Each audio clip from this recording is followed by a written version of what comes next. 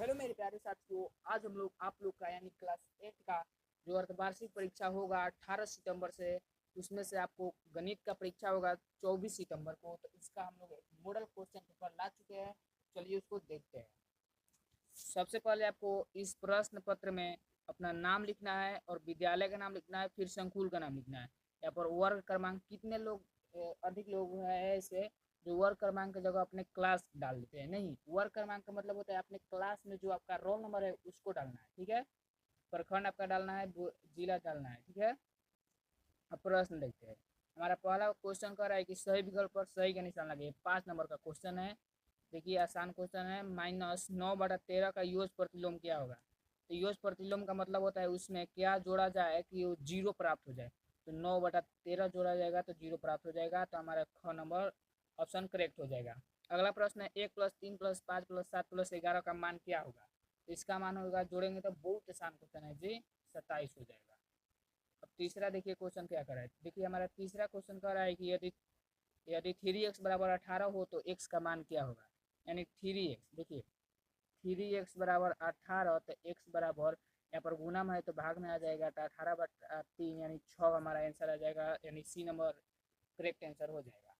अब देखिए चौथा प्रश्न कह रहा है कि 2² - x² एक स्क्वायर यानी 4 - 1 = 3 यानी घ नंबर को ऑप्शन करेक्ट हो जाएगा। अब देखिए दूसरा प्रश्न कह रहा है कि अब कि स्तंभ अ के साथ स्तंभ ब का सही सही मिलान कीजिए। यानी स्तंभ ये अ है और स्तंभ ब है, सही सही हमें मिलान करना है। मिलान कर दिया गया है, हमारे द्वारा मिलान किया गया, एकदम करेक्ट आंसर दिया गया है। 64 का घनमूल क्या होता है, तो 4 होता है। त्रिभुज का तीनों कोणों का योग क्या होता है, 180 डिग्री। भी मार लीजिएगा, यानी वेरी वेरी इंपॉर्टेंट क्वेश्चन है ये। सबसे छोटी पूर्ण संख्या क्या होगी, तो 0 होगा। सबसे 100 का वर्गमूल क्या होगा, 10 होगा। आगे देखते हैं। तो देखिए हमारा अगला क्वेश्चन है 3 नंबर। कोष्टक में सही विकल्प चुनकर खाली जगहों को भरिए। पहला है यानी कोष्टक में जो दिया गया है ना उसमें से एक चुनकर हमारे खाली जगहों में भरना है। 5 नंबर का क्वेश्चन है ये भी। पहला क्वेश्चन है मिलान चिन्ह इतना इतना का मान क्या होगा। इतना का मान होता है 5 + 5 + 2 बराबर हो जाएगा 12।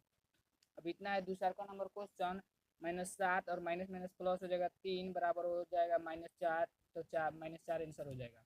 दंड लेख में प्रत्येक दंड की चौड़ाई क्या होती है, समान होती है।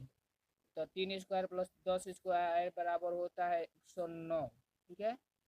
अब देखिए हमारा चौथा प्रश्न कह रहा है कि बॉक्स में समझकर भरिए। यानी बॉक्स में हमें समझकर भरना पड़ेगा।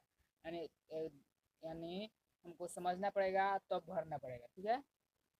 तो इतना आकृति का नाम क्या है, यानी षष्ठभुज है ना, षष्ठभुज है तो षष्ठभुज है, 6 भुजा वाली है। अब देखिए दूसरा प्रश्न कह रहा है कि जूली का वर्तमान उम्र x वर्ष है तो 5 वर्ष बाद उसकी उम्र क्या होगी। तो 5 वर्ष बाद यानी 5 जोड़ा जाएगा तो x + 5। अब तीसरा है कि एक सिक्का को उछालने पर चीट आने की प्रक्रिया क्या होगी। तो सिक्का में एक होता है चीट और एक होता है पट। तो एक ही ना आएगा कभी भी, तो 1/2 हो जाएगा करेक्ट आंसर। अब देखिए अगला प्रश्न हमारा कह रहा है कि दो लगातार विषम संख्याओं में यदि पहली संख्या x + 2 हो तो दूसरी संख्या क्या हो जाएगी।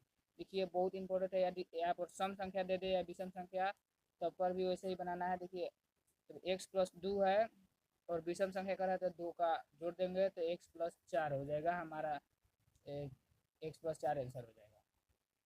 अगला देखिए हमारा क्वेश्चन है आबाद गुणनखंड विधि से इतना यानी 1321 का घनमूल ज्ञात करिए। देखिए घनमूल ज्ञात किया गया, यहाँ पर 11 आ जाएगा घनमूल। अब देखिए 6वां प्रश्न है हल कीजिए। हल ज्ञात कीजिए, यानी 5 नंबर का क्वेश्चन है ये भी। यहाँ पर देखिए ये है क्वेश्चन और इसको हल किया गया है इतना। तो आप लोग भी कर लीजिएगा हल, ठीक है। देखिए यहाँ पर हल दिया गया है। अगला देखते हैं क्वेश्चन।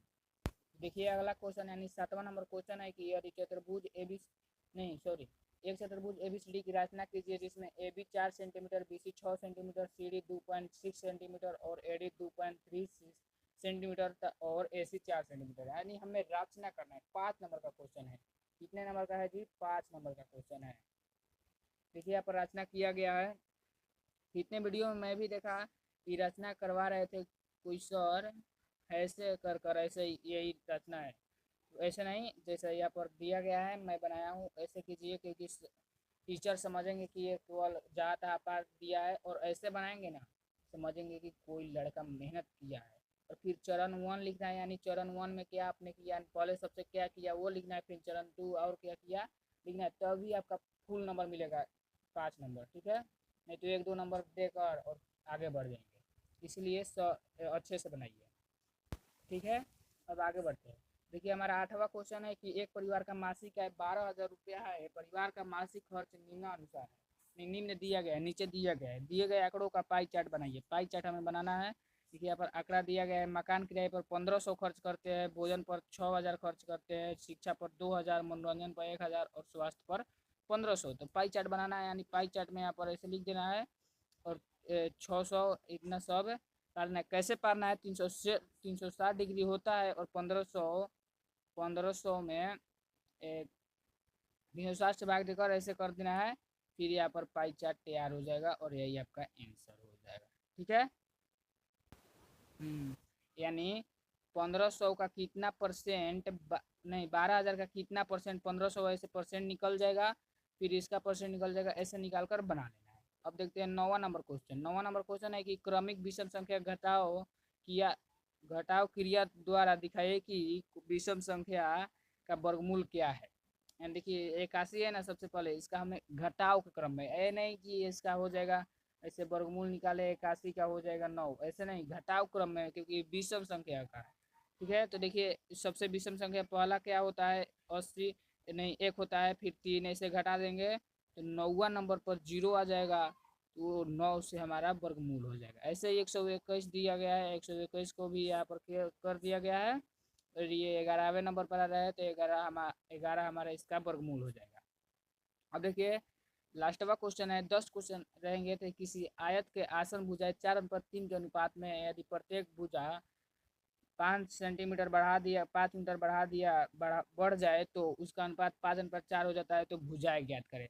यानी माना आयत की आसन भुजाएं 4x 3x, यहाँ पर पहले मानना होगा कि भुजा बराबर x, तब फिर मानना होगा कि आयत की आसन भुजाएं 4x 3x।